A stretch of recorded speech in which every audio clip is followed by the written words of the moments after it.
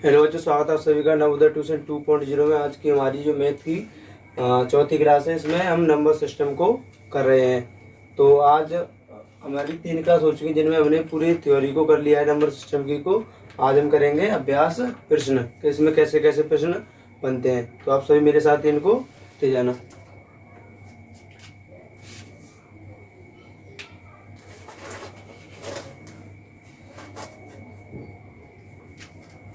जैसे पहला प्रश्न है,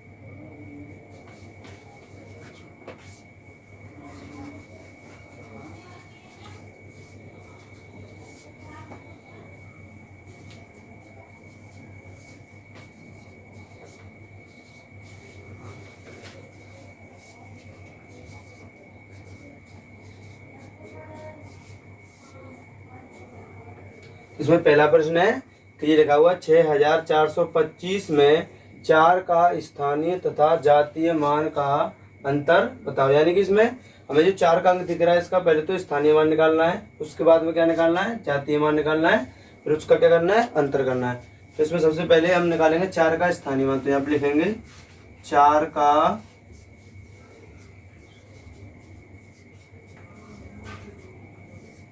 स्थानीय मान।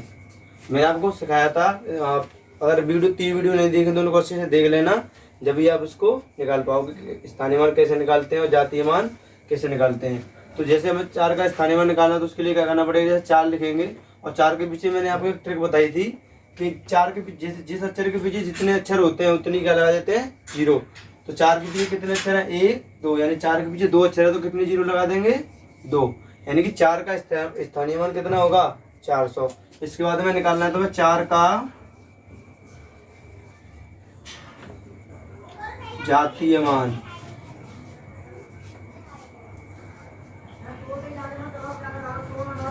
चार का जातीय मान निकालेंगे तो मैंने बताया था जातीय मान वही संख्या होती है जो उसमें मतलब जातीय मान को इंग्लिश में बोलते हैं हम फेस वैल्यू, यानी जिसका जो फेस दिखता है वही क्या होता है उसका जातीय मान। तो 4 का जातीय मान क्या होगा, 4 ही होगा। उसके बाद उसने पूछा है कि इसका अंतर बताओ, क्या बताओ, अंतर। तो यहाँ पे लिखेंगे अंतर। अंतर निकालने के लिए हम क्या करते हैं, बड़ी संख्या में से छोटी को घटाते हैं। तो इसमें लिखेंगे 400 माइनस 4, इसमें से इसको घटाएंगे तो कितना बचेगा, 396। कितना बचेगा, 396। ये क्या हो गया इसका आंसर। यानी कि हमारा पहला प्रश्न था कि 6425 में 4 का स्थानीय तथा जातीय मान का अंतर बताओ। तो पहले मैंने 4 का स्थानीय मान निकाला तो कितना आया, 400, और 4 का जातीय मान निकाला तो कितना आया, 4। उसके बाद मैंने अंतर निकाल दिया और आया 396। तो इसका आंसर होगा 396। आप सभी बच्चे इसको अच्छे से लिखो। इसके बाद मैं आपके लिए दूसरा प्रश्न लिखता हूँ।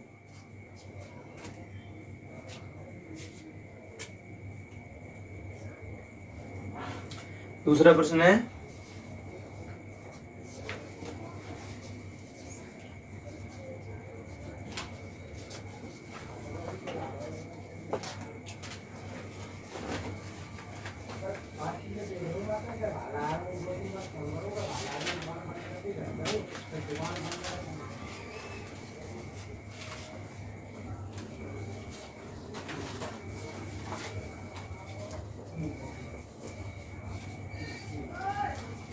दूसरा प्रश्न ये है कि ये लिखा हुआ 2027 में शून्य का स्थानीय मान बताओ। यानी कि इसमें स्थानीय मान को इंग्लिश में बोलते हैं प्लेस वैल्यू, यानी कि प्लेस वैल्यू बतानी है संख्या में, 0 की क्या बतानी है, प्लेस वैल्यू। तो मैं आपको बताऊंगा कि 0 की या तो प्लेस वैल्यू निकालो चाहे फेस वैल्यू निकालो, वो हमेशा क्या होती है, 0 ही होती है। जैसे हम निकालेंगे यहाँ पे 0 का स्थानीय मान बराबर लिखेंगे। तो कैसे लिखेंगे, मैंने आपको ट्रिक बताई थी कि पहले लिखा, मान लो हमने 0। अब मैंने बोला था कि जितने अक्षर पीछे होते हैं उतने भी क्या लिख देते हैं, 0। तो यहाँ पे मान लो मैंने 0 0 लिख ली, और 3 0 लिख लो चाहे उसको 1 0 लिख लो, आंसर क्या होगा, 0 ही होगा। और जातीय मान के लिए भी बोलता है तो क्या आंसर होता है इसका? हमेशा 0 ही। तो आप एक नोट लिख लो जो आपके लिए काम आएगा हमेशा।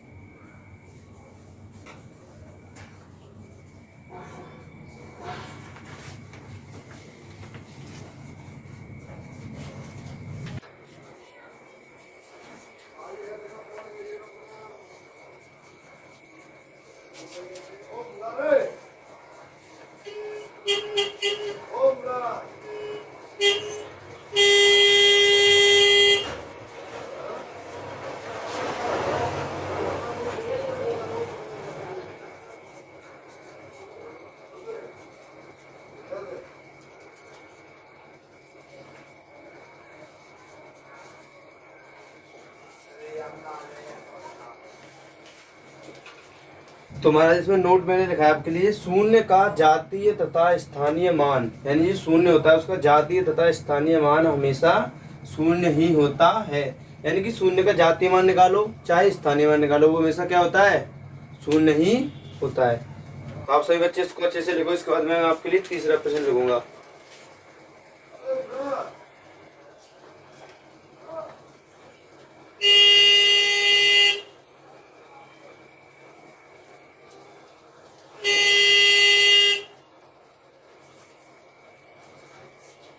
तीसरा प्रश्न है,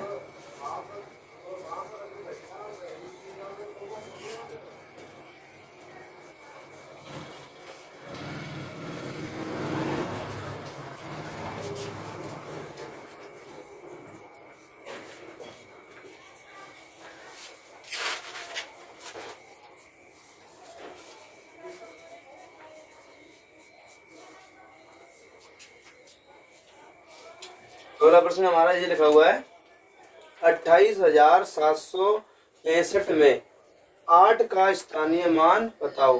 यानी कि इसमें क्या बताना है तुम्हें? 8 का स्थानीय मान बताना है। तो मैंने आपको बताया था कि जैसे स्थानीय मान निकालना है तो लिखोगे सबसे पहले 8 का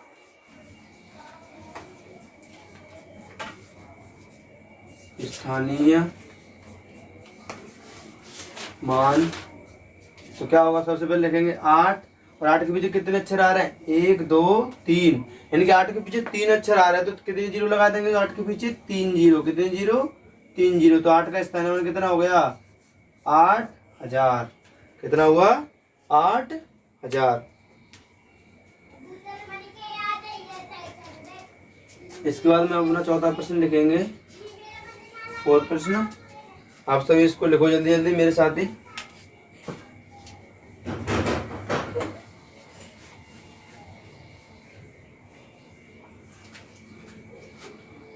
पहला प्रश्न है,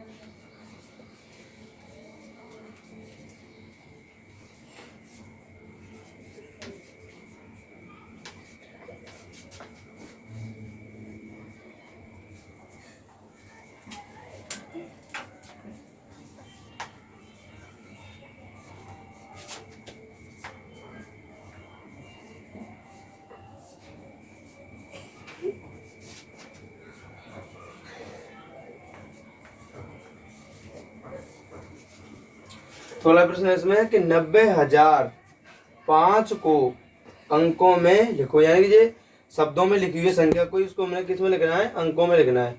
तो मैंने आपको बताया था कि इसको लिखने के लिए एक तरीका है। सबसे पहले आप जैसे 90,000 है, 90,000 का मतलब ये है कि 10,000 पे पहुंच रहा है, 10,000 से ऊपर की संख्या है। तो कैसे लिखेंगे? सबसे पहले देखो जितने वो बोल रहा है उतने क्या करो, डॉट जो लकीर खींच लो छोटी छोटी।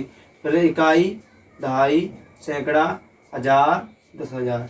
तो पहले आपको ऐसे ये लकीर खींच लेनी है, उसके बाद में इनके ऊपर संख्या लिखनी है। उसने बोला कि 90,000, 90,000 बोला तो सबसे पहले क्या लिखेंगे आप? 90। कितना लिखेंगे? 90। इसके बाद बोला उसने 5, यानी तुम्हें पता है 5, 5 उसके पीछे कोई संख्या ही नहीं है तो 5 कहाँ पे आएगा? लास्ट में। और जितनी भी जगह खाली बचती है उन जगह पर भी क्या लिख देंगे? 0। तो ये क्या लिख गया? 90,005। तो इसको बाद में यहाँ पे ऐसे लिख दो। कितना हो गया? 90,005। आप सभी बच्चे इसको अच्छे से लिखो जब तक मैं आपके लिए 5वां प्रश्न देखता हूं।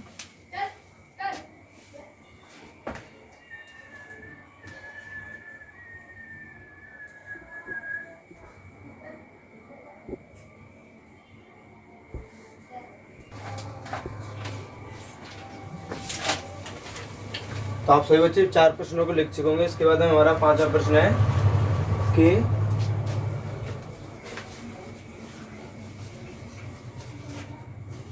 निम्न में से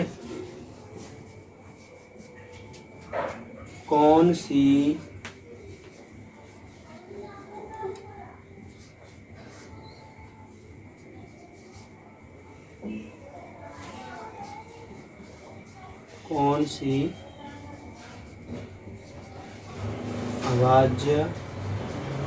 अभाज्य संख्या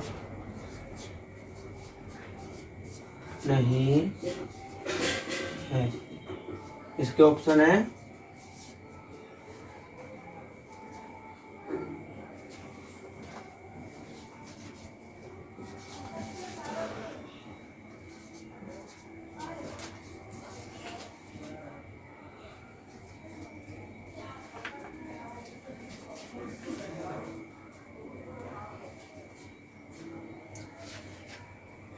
तो प्रश्न अगला हमारा क्या है कि निम्न में से कौन सी अभाज्य संख्या नहीं है।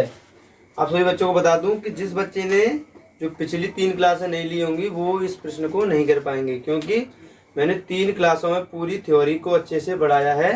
और जब इस प्रश्न को कर पाओगे, क्योंकि अभाज्य संख्याओं के बारे में जब भी पता पड़ेगा तुम क्लासों को पिछली क्लासों को देख लोगे। तो अभाज्य संख्या किसे बोलते हैं? अभाज्य संख्या उन संख्याओं को बोलते हैं जिन संख्याओं में स्वयं तथा एक के अलावा और किसी संख्या से भाग नहीं जाता, उन्हें क्या बोलते हैं? हम अभाज्य संख्या।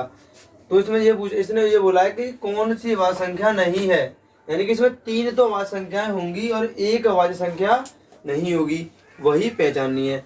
तो 19 कई संख्या है? एक अभाज्य संख्या, क्योंकि देखो 19 में और किसी संख्या का भाग नहीं जाता है, केवल 19 का ही जाएगा और किसका जाएगा? 1 का। इसके बाद में 23 में केवल 23 का ही भाग जाता है और 1 का भाग जाता है और किसी का भाग नहीं जाता। इसके बाद हमारा सी ऑप्शन है। सी ऑप्शन को देखो, सी ऑप्शन में 9 का भाग भी चला जाएगा, 1 का भाग भी चला जाएगा, इसके अलावा भी और किसका भाग चला जाएगा? 3 का भाग चला जाएगा। किसका? 3 का। तो यही बोला था कि उसने कौन सी अभाज्य संख्या नहीं है, तो इसका आंसर हमारा कौन सा हो जाएगा? सी।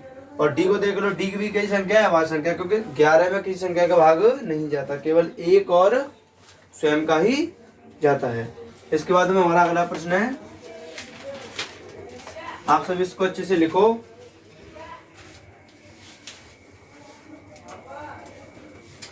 अगला प्रश्न इसका ही बिल्कुल उल्टा है।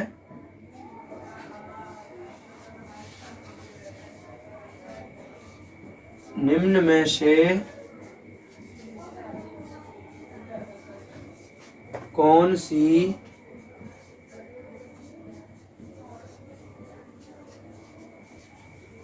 अभाज्य संख्या है?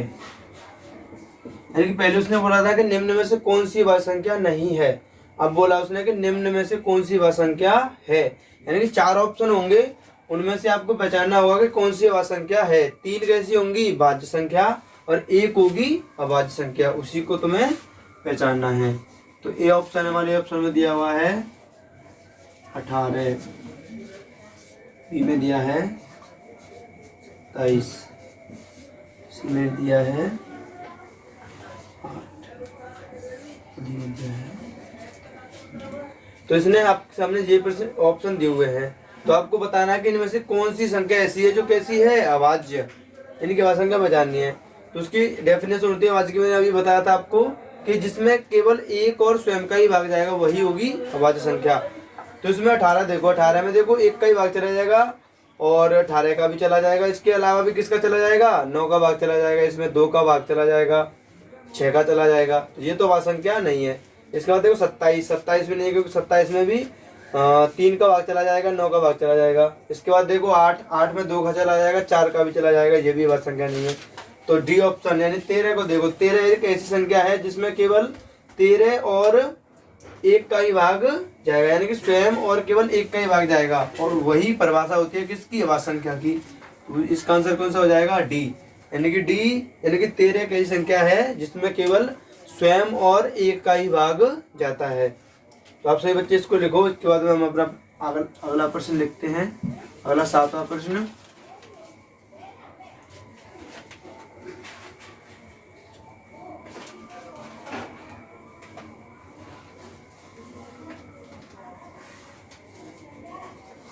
अगला प्रश्न है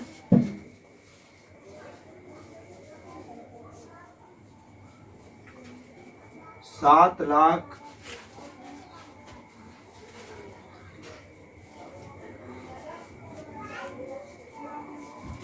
302 को अंकों में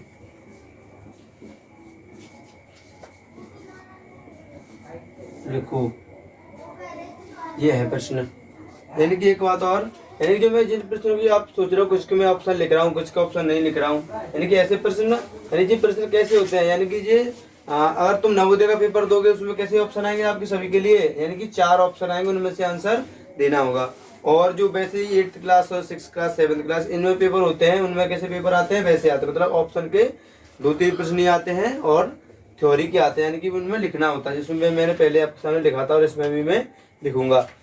इसकी ऑप्शन नहीं है। जैसे आपको लिखना है 7,03,102, यानी कि संख्या को लिखना है। तो आपने देखो ये कहाँ पे पहुंच रहा है, लाख पे पहुंच रहा है। कहाँ पे पहुंच रहा है, लाख।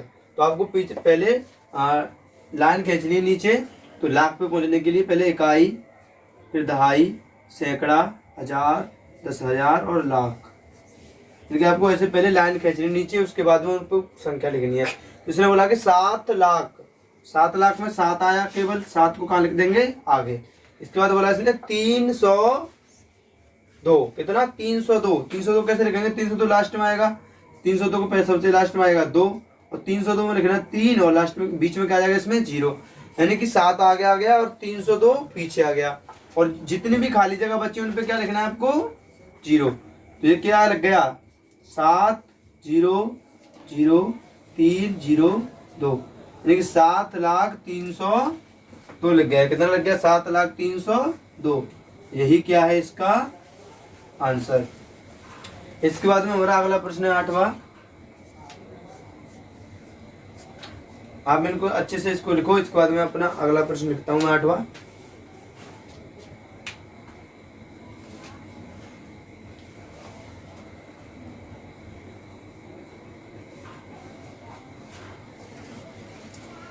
इसके बाद अगला प्रश्न है, ये प्रश्न बहुत इंपॉर्टेंट है। 50 से 100 तक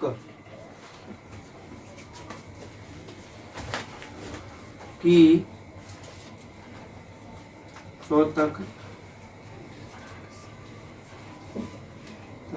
के बीच की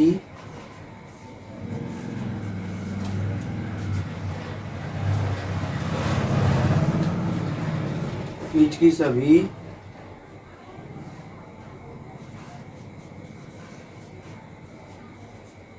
अभाज्य संख्या लिखो। लिखो नहीं, बताओ।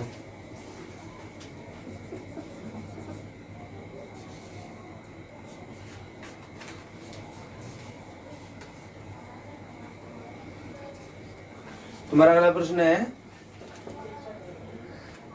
कि 50 से 100 तक के बीच की सभी अभाज्य संख्या बताओ। यानी कि 100 से 50 से लेके 100 तक के बीच में कितनी अभाज्य संख्या आती हैं, उनको बताना है। तो उनको बताने के लिए क्या करेंगे आप, तो जैसे आप वैसे नॉर्मल निकालोगे तो नॉर्मल निकालने के लिए बहुत कठिन हो जाता है। कैसे, जैसे आप देखो, सबसे पहले क्या आप सभी में भाग देखोगे। सबसे पहले आगे 51 को देखोगे, 51 में किसी का भाग जाता है कि नहीं जाता। सबसे पहले देखेंगे 51 में किसका भाग जाएगा। इसमें पूरा थोड़ा सा करके बता देता हूँ। जैसे 51 सबसे पहले देखोगे इसमें किसका भाग जा रहा है। तो सबसे पहले देखो 2 का तो जा नहीं रहा है। इसके बाद देखेंगे 3 का, इसमें 3 का देखेंगे तो जा रहा शायद 3 1 3, 3 से पूरा कट जाएगा और कितना बचेगा 2, ये हो गया 21। 21 में भी 3 का भाग चला जाएगा। तो ऐसे अगर चेक करोगे पेपर में तो बहुत टाइम लग जाएगा।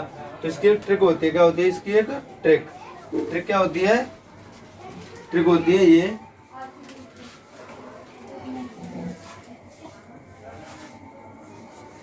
इसकी ट्रिक होती है 96 64। आप सोच रहे होंगे कि 96 64 ये क्या इसका आंसर है? इसका आंसर नहीं है, ये मैं आपको बताऊंगा कैसे कैसे आंसर इसके होते हैं। तो ये है 1 से लेके 25 तक कितनी असंख्या होती हैं? 9। 1 से लेके 25 तक कितनी असंख्या होती हैं? दो लिखता हूं, 9। ये यानी कि सबसे पहले 1 से लेके 25 तक कितनी असंख्या होती है? 9। फिर पूछे कि 25 से लेके 50 तक कितनी असंख्या होती है? 6। फिर पूछे आपसे कि 50 से लेके 75 तक कितनी असंख्या होती हैं? 6। इसके बाद में आपसे पूछ रहे कि 75 से लेके 100 तक के बीच में कितनी असंख्या होती हैं? तो 4। आप निकाल के देख लेना, आपको यही मिलेगी। जैसे मैं आपको पहले 1 से लेके 25 तक के बीच की निकाल के दिखा देता हूँ। तो सबसे पहले असंख्या लिखेंगे 1 से लेके 25 तक के बीच की। सबसे पहले कौन सी आएगी? 2 3 5 7। 7 के बाद क्या आएगा? 9 नहीं आएगा क्योंकि 9 में 3 का भाग जाता है। क्या आएगा? 11 13 17 19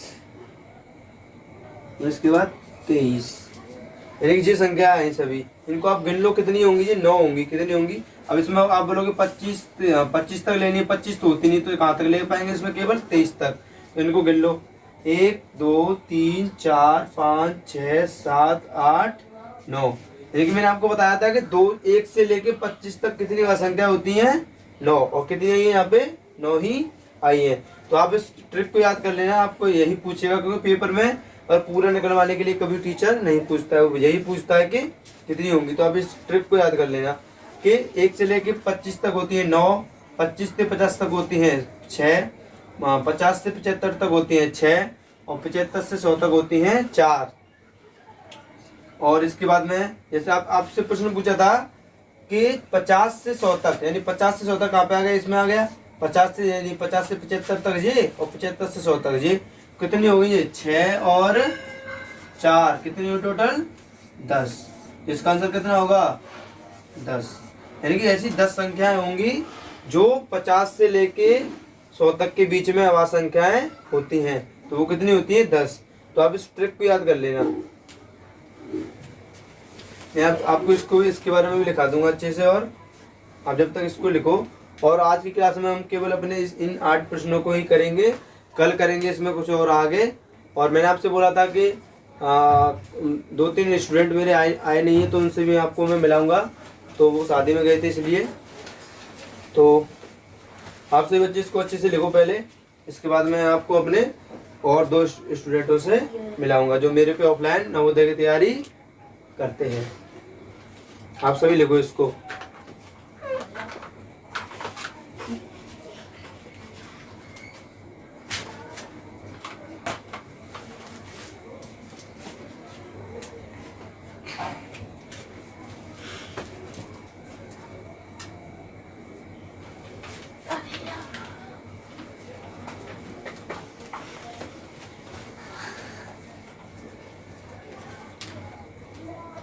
तो आप सभी बच्चे इसको लिख चुके होंगे।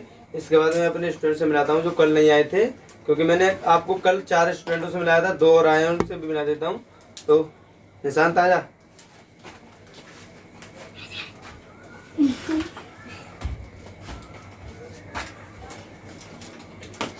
ये है निशांत, ये अभी 7th क्लास में आ गया है, और ये शादी में गया था रसगुल्ले खाने, रसगुल्ले खा के अब आया है ये। यानी कि इसने किए टोटल कितनी? 9 छुट्टी। 9 छुट्टियों को करने के बाद में आया ये रहा निशांत। जाओ आया आदित, आवाज मत करो। ये है आदित्य, ये अभी 6th क्लास में आया है। ये उससे लंबाई में बड़ा है लेकिन एज में उससे छोटा है, उसकी लंबाई थोड़ी कम है। ये इसका नाम है आदित्य। ये कितनी छुट्टी करके आया पता है? ये आए टोटल कितनी छुट्टी करके आए हो? 12 छुट्टी करके आए। कितनी? 12 छुट्टी करके आया ये। जब इनको भी हंसी आ रही है। तो इसी के साथ मैं अपनी वीडियो को समाप्त करूंगा। सभी बच्चों को जय हिंद। मैं आपको बता दूं, इस वीडियो को ज़्यादा से ज़्यादा बच्चों को बता देना, क्योंकि जो नवोदय की तैयारी कर रहे हैं उनके लिए बहुत अच्छी क्लास है ये। मैं इसकी ऑफलाइन की तैयारी कराता हूँ जो बच्चे ऑफलाइन में मुझ पे पढ़ते हैं। तो सभी बच्चों को जय हिंद, वंदे मातरम।